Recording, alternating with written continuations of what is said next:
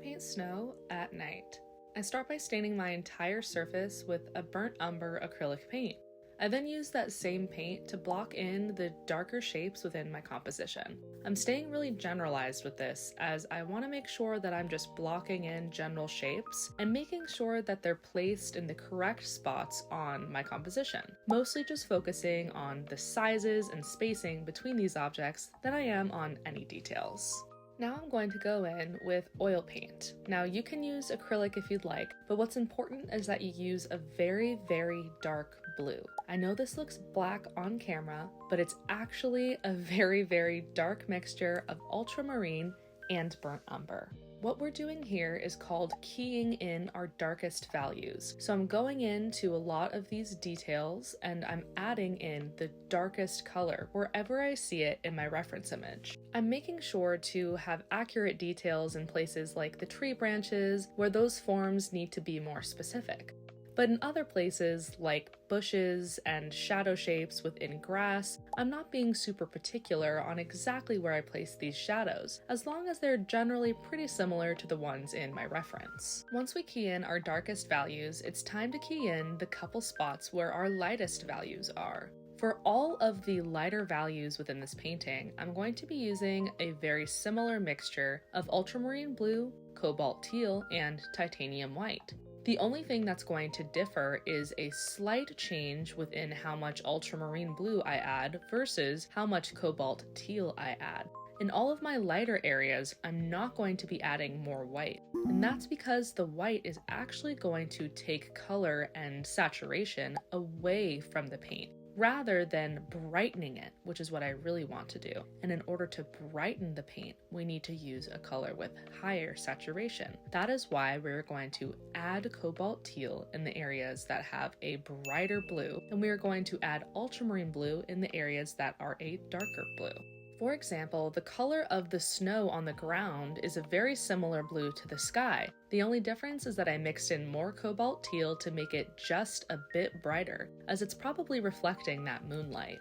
Mixing some more ultramarine blue into that paint, I start going over all of the outer edges of that main tree in the foreground. I want to make the edges look like they're gently blending into the background of the sky. I'm doing this by looking at my reference image and paying close attention to how that tree looks when I squint my eyes. Squinting while looking at your reference image and while looking at your painting will help you simplify all of the details that you are seeing up close in your image. This can help with making everything a lot easier and simpler to paint, because you can just block in larger patches of value and color that will help give the impression that your tree has a lot more details than it actually does. When using this technique, you want to make sure that you are looking back and forth between your reference image and your painting over and over and over.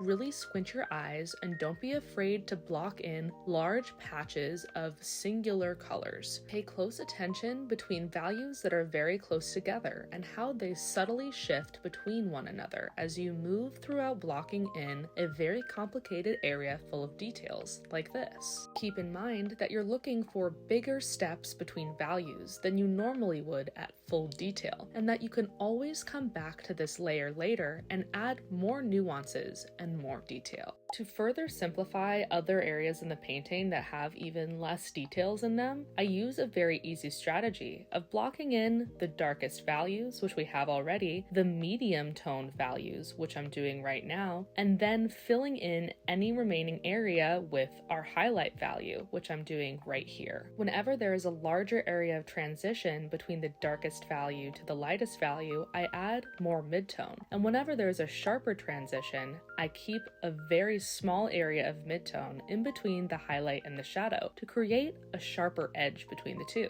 So you can simplify all of the values into 3, and then go back in and simplify each one of those values into 2 more, and then each of those values into 2 more if you want it to get super fancy. Eventually, you have a bunch of different values on that value scale to work with, but you never had to figure out more than 1 or 2 at a time. This is a great way to simplify a very complicated landscape that might be intimidating to try and figure out without having to surrender too much detail from your final result.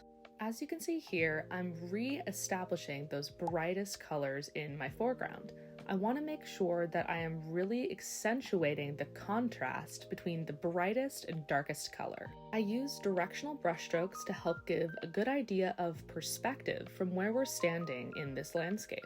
Now, let's get into really breaking down a lot of these simplified patches of color. What I'm going to do here is squint my eyes some more and focus on any bolder, brighter patches of sky color peeking through these dead tree branches. Painting in the general value of each tree branch and then patching in these brighter lights peeking through gives this really beautiful look of real light shining through those branches to your eyes. I leave little strips of color in between these patches of light to help carve out shapes of tree branches. The more of these branches I carve out with patches of sky color, the more you can see how helpful it is to already have those values pre-established in the foreground. Since I already have all of those branches established with what value they are, all I have to do now is carve them out. The goal is to not have to go in with a tiny little brush and paint in every branch that you see, because realistically, that is not how we're going to be observing an image in real life anyways. Now, if you're wondering why we're using blue to paint snow, which is supposed to be white, it's because at night, a lot of the light that reflects off of snow looks blue. Obviously, in this photo, it's very exaggerated, but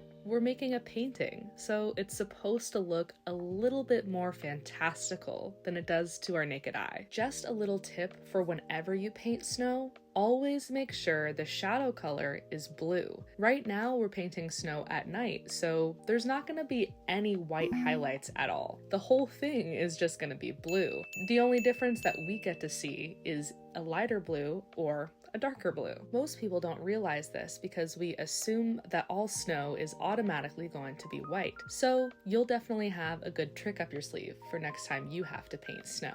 I hope you guys enjoyed today's tutorial. I am taking more requests for future tutorials in the comments below.